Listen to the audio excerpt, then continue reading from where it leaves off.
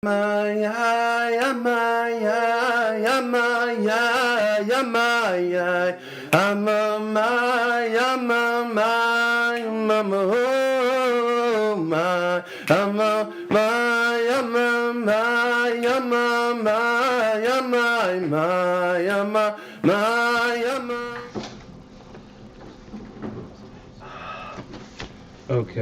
recording. Okay. We are about 10 lines from the bottom of page Yud Aleph. The line begins, the Gan Eden.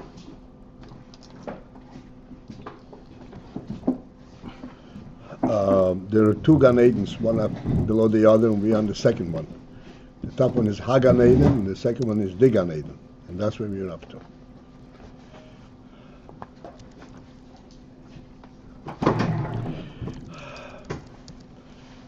So,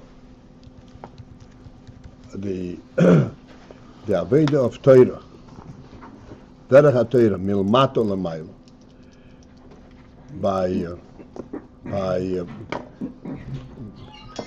perfecting the Kelim, L'mato, so that the Kelim become like the Oiris, like the Kelim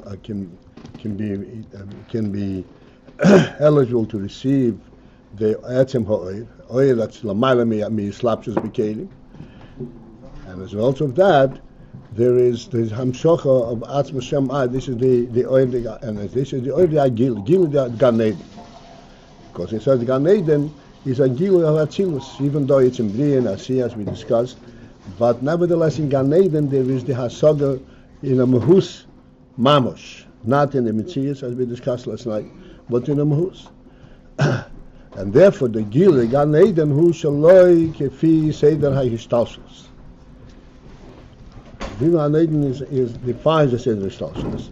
This is allusion to what we said in the previous page, that the Inyan of ha'orah of Shema, ha'orah of Keser in Chochma, even though there is also a leap over there, you can be massing the mahus.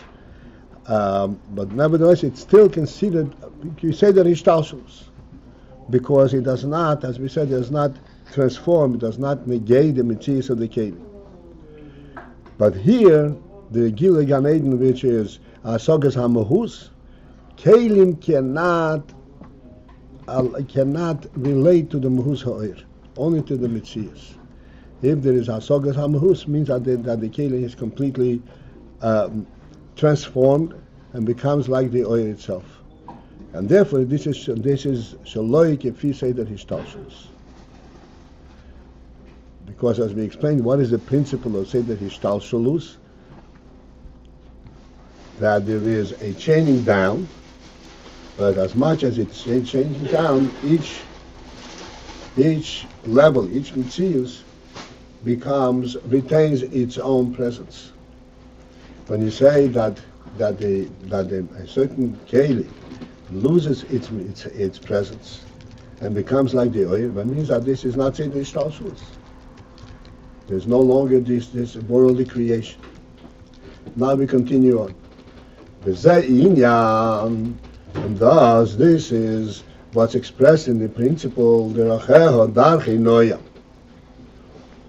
By Torah it says deracheho, its pathways is darchei noyam, a pleasant pathways of pleasantness, which is bechina ziv, and this is the Gilin Gan Eden, bechina ziv teirosam va'avidosam, which is the ziv, they reflect the shine of the Torah and Aveda that neshamas do here in this world, in Gashmias.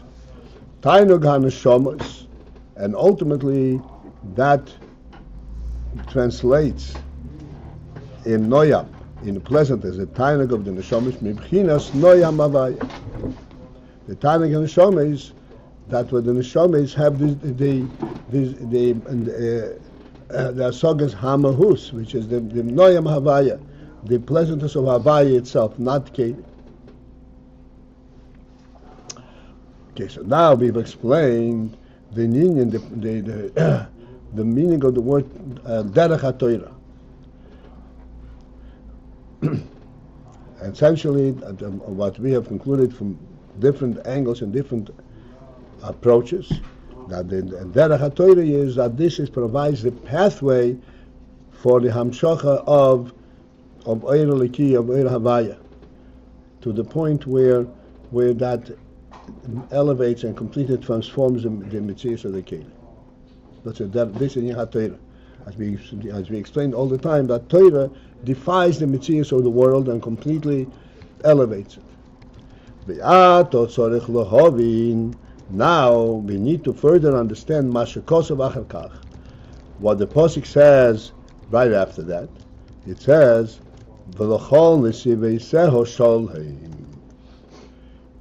this is the conclusion of the Pasuk Dorocheho Dar Chineyam. And Nesiv is like a smaller, like an alleyway, and all its alleyways are Sholem, are peace. The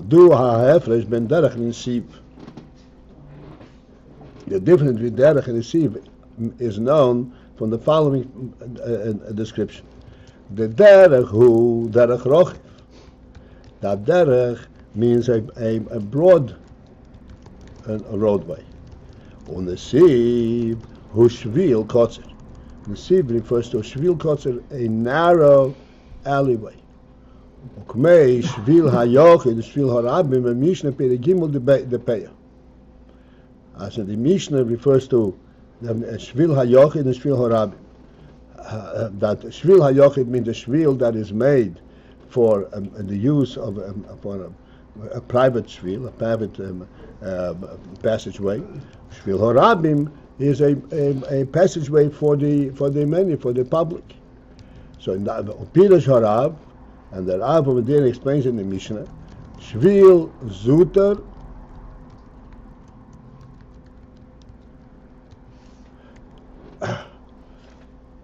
Tuva. Shvil HaYochid means the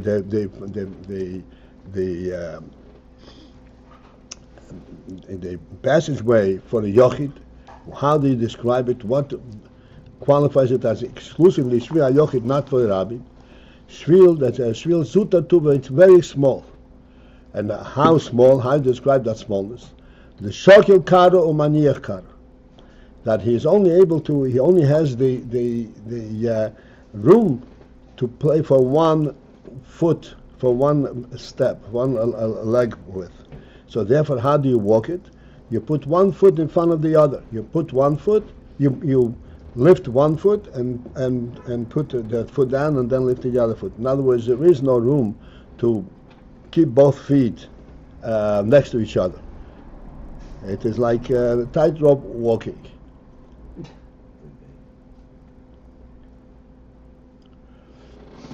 Das means Shvil Zuter. But Tzorech Lahavin.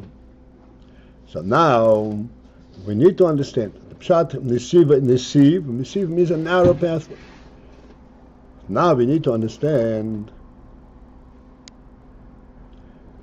the Harei. Since that, Lefi Hamuvon,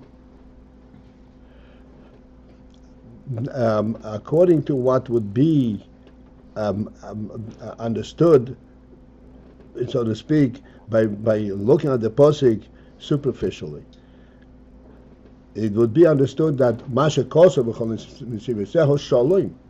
This is my share here. Shalom. When it says all its pathways are peace,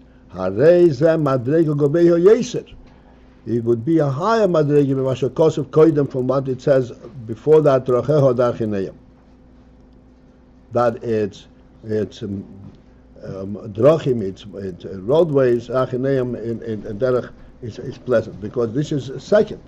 First is Rachel Dachaneim, and then comes Nesiv Shalom. You don't go down, you go up. Therefore, the Nesiv Shalom should be referring to a higher madrega than the Rachel Dachaneim. And yet, according to what we explained, the union from the Nesiv, it's a derech hayochid. It's a very narrow narrow passageway. V'lama nikra sham. And why then over there, in the early part of the pasuk, it's called b'shem derech, by the reference of derech. V'kam nikra nesiv. And here, when it comes to a high madriga, it's called nesiv, which is much narrower.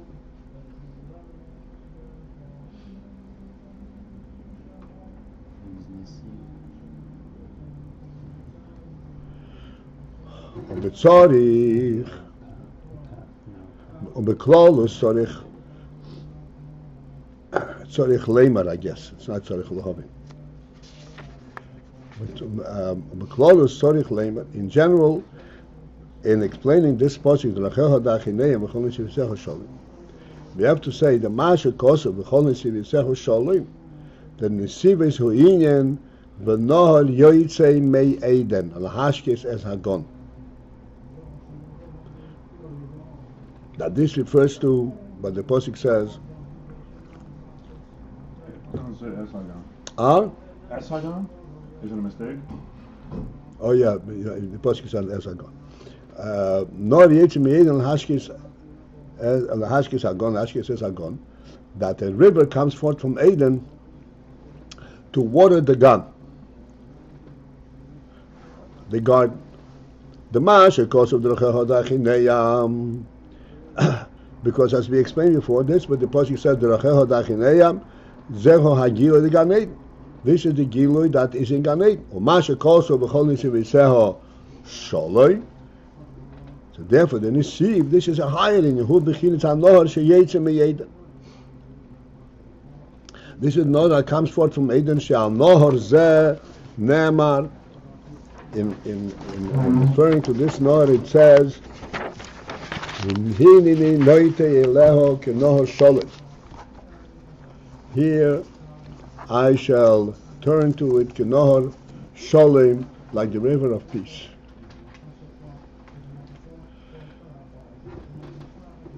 Okay, this is just a general presentation. In other words, we are following this view, this apparent view, that Nesivisecho Sholem is a higher madrega than the Racheho Dachineyam. That stands to reason, and this is the way to read the pasuk. And therefore, the Racheho Dachineyam refers to the derech in the Gilui of Gan Eden. And the Nesivisecho Sholem, that is the pathway that leads to Gan Eden from the high madrega, from Eden.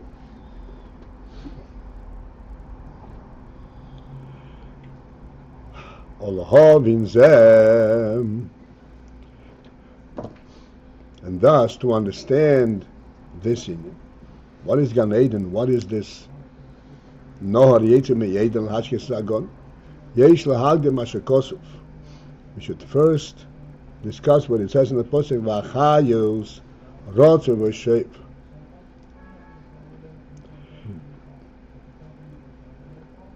This is a pasuk in the Vuas Cheskel, that he saw the Merkava, he saw the chariots, and it says, and the Chayas were carrying and the Merkava. Chayas Rotze V'Shev. They were Rotze V'Shev means going forward and coming back. In other words, they were in constant forth and back movement. So this is the way it is described in the Nevuah. And the Nevuah is described, so to speak, in a kind of a perceptible physical sense. But actually, it refers to something extremely deep and extremely subtle. And what is this? It is the Ha'oir v'achayis ha'eliki. That the oil and the chayis eliki, the godly chayis, shenim shach lahachis es ha'elamis, that comes to enliven and provide chayis for the world. Hu bivchinas rotzu v'shuv, has this element inherent in this chayas of rotzu v'shuv, coming forth and returning. In other words, it is not a constant and a constant state. It is in a state of action, in and out.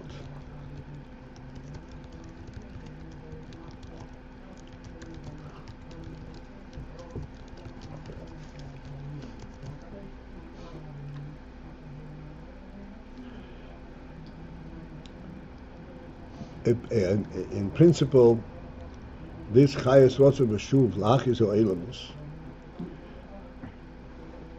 we have discussed this many, many times, explaining that what qualifies as world,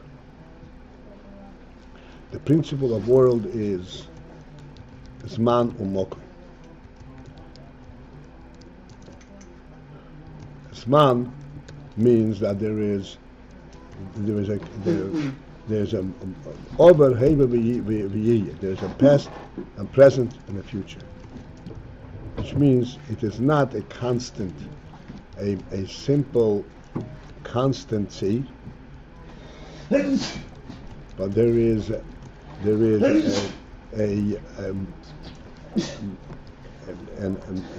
action, and then there is a reaction, action and reaction.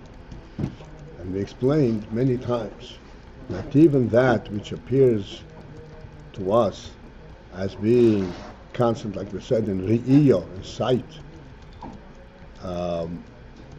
hearing clearly, sound is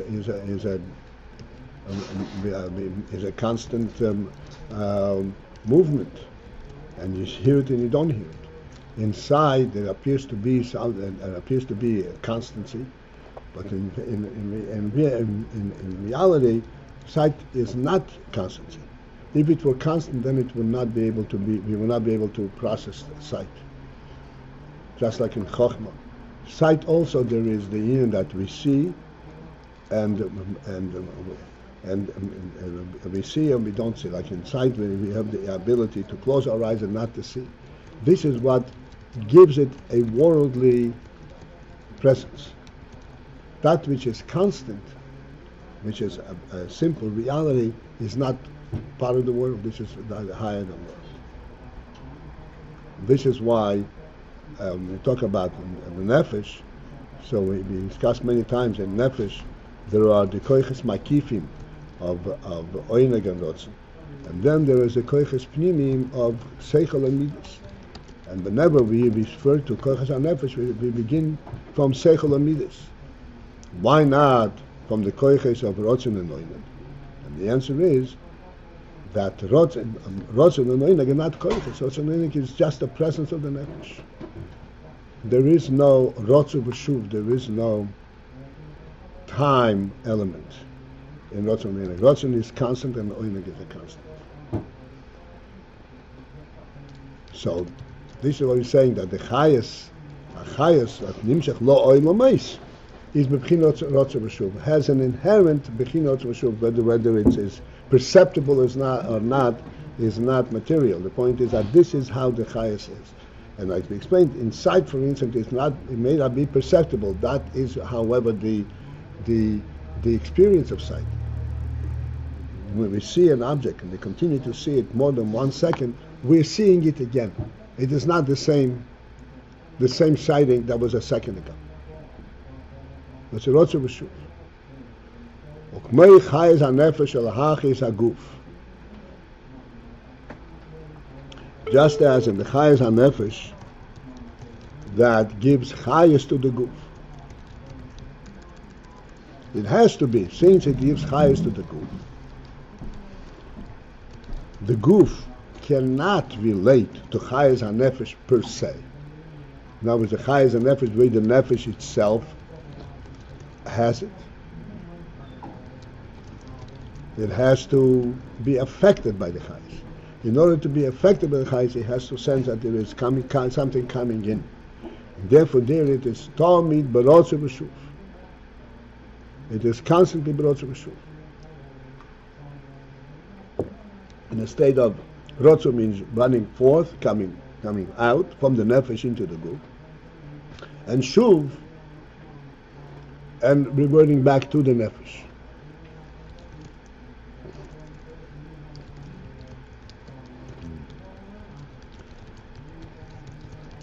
Histalkus v'hispashtus. Histalkus means when the chayas reverts back, is removed. V'hispashtus is where the chayas is mispashit into the goof.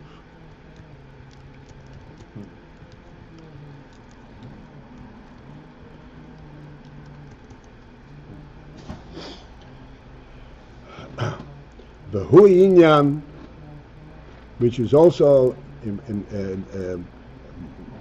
manifest and is expressed in the fact that the fikud liba, there is the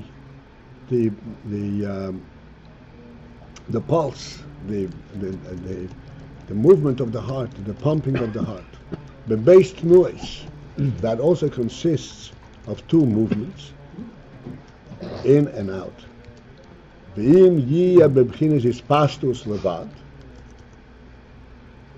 if it should be only hispashtus, there would not be the element of histalkus, which means that there will be a constant presence of chayas without the union of the chayas reverting back and coming back.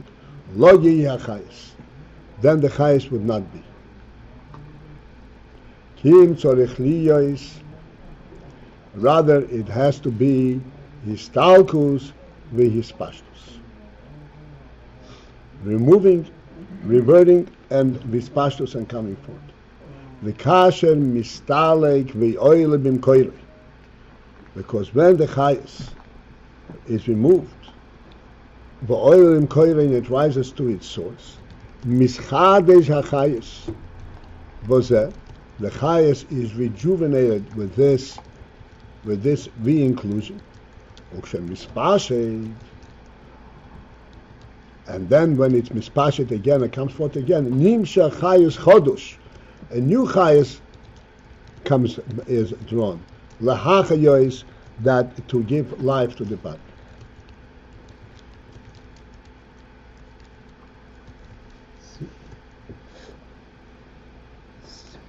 We had before that.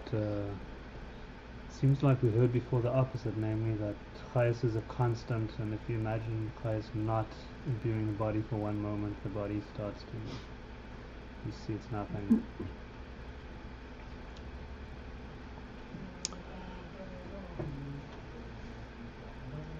Okay, so we'll attend to this too.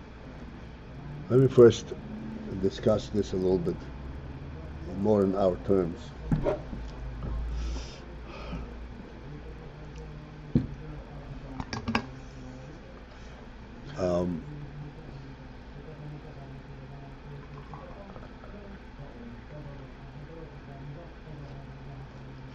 This Indian that the chayas is also Meshuv, and that will include your question as well. This Indian, the chayas also Meshuv, means perceptible chayas.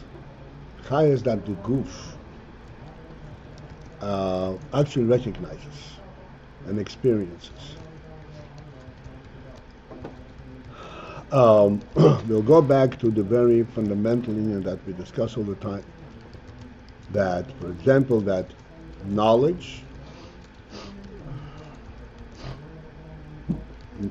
must be something that was acquired, but there's a sense of what I did not know it and now I know it. Like they speak about this boy who knew the Torah at birth, and that was not considered knowledge at all, and it did not have the function of knowledge. Now, knowledge that was acquired, he learned something. The person learned something. And now he knows it.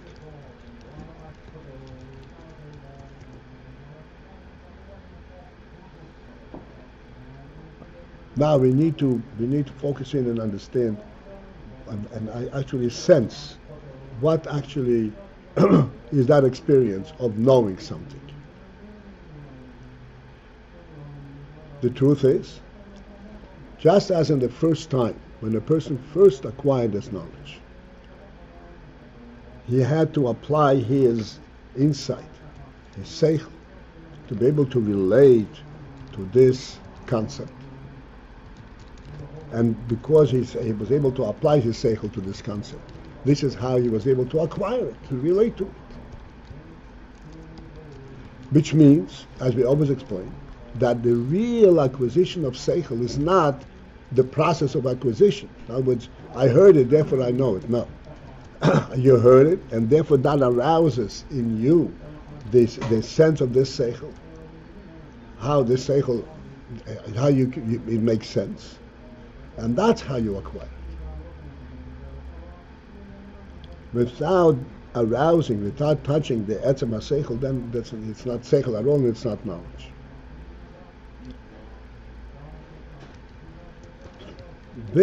So then, once you know it, so you know the Ayin, but every time you think of it, it has to be rejuvenated from the original point. Yes, I see the seichel because it makes sense. Not, I see the seichel because I learned it yesterday. That's not knowledge. That's not learning. This is why repetition in learning is extremely significant and extremely effective. Because if you were just repeating the same thing and not learning it again, then it would have no function. The point is that every time you learn it again, and you bring forth, it touches the seichel ha-nefesh again, and bring forth the nefesh again, and therefore, each time there's a finer insight, a greater insight, a greater reality that is recognized in the seichel. But every time that the person learns something, it makes sense again. This is the Rotzer B'Shuv element. And as we said, that this is true not only on the conscious learning in Binda and so forth, but even in Chochmah. Like we said, even in sight. Sight is not constant. And as we see in human experience, especially in human sense, that something that is completely repetitive is repulsed by it. Even though a seichel is something which is extremely attractive, but is repulsed by repetition. Why? Because if it's repetition without reaching up to the source of the seichel, it's a lifeless seichel. And something that's lifeless, you can't relate. Even in the Gina, in music, if you sing a song multiple times, to the point where you lose the sense where that negina, that tune comes from, you lose sense, you lose interest in it. Every time you sing it again, it has to be with another kmech, with another emphasis, because you're still drawing it from the source. If you lose sense that it's something rejuvenated, then it's no longer a song.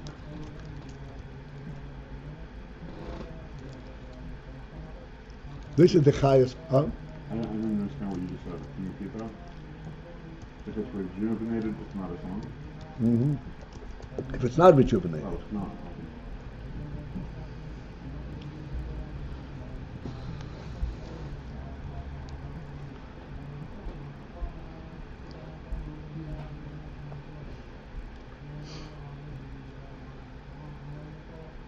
Okay, so so clearly what we're talking about over here, the chayus that gives chayus to the guf. And as we explained, the chayus to the guf has to do with all the koiches starting from chokhmah on down. This is what the guf actually can process and relate to. Like the chayus in the hand is the chayus that allows the hand to do what the hand is able to do. This is the chayus we're talking about. That chayas has to be constantly rejuvenated. Which we use Ratzu and Shuv. Which is also a Shuv. The chayas that we said, the essential chayas, which is from Rotzen and Oinig, that is constant. That cannot. In other words, the hand can be imbued with the highest to write and to draw and to all kinds of things, only if there is the Rotzen behind it. If there is no Rotzen behind it, it cannot be made anything. The Rotzen is every occasion that we talk about it, try to bring out more the concept. This is why we say that Seichel is actually based on Rotzen. So one has, if it's based on Rotzen, now what you understand, that which you want to understand, it's not real Seichel. It's a complete misunderstanding of what it means. Seichel, the real Seichel means that you understand reality. What gives you a sense that there is reality? That's Rotzen. If you discover reality because you discover it, like you say, Ayin that's not reality. That's not official reality. That's not the real thing. That's not seichel. That's not human. That's not the human level. And this what we had now with the singing and the repetition is that each time you go over it, you revisit how it is rooted in the Rotzen itself. This is when it gets chayas, it gets rejuvenated. And without the rejuvenation, it loses chayas. And the repetition. Oh, excuse me. Yeah. The repetition will come on Sunday. Was so important because. Okay, I'm sorry we overstayed. Have a good day.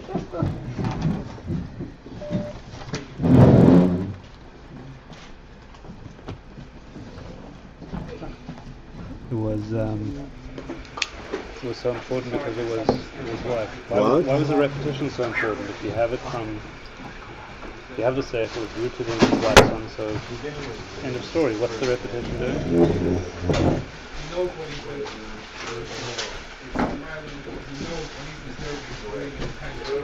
Would you like to write Aleph more than once? Or to write an Aleph only once in your lifetime? Once you have the Aleph.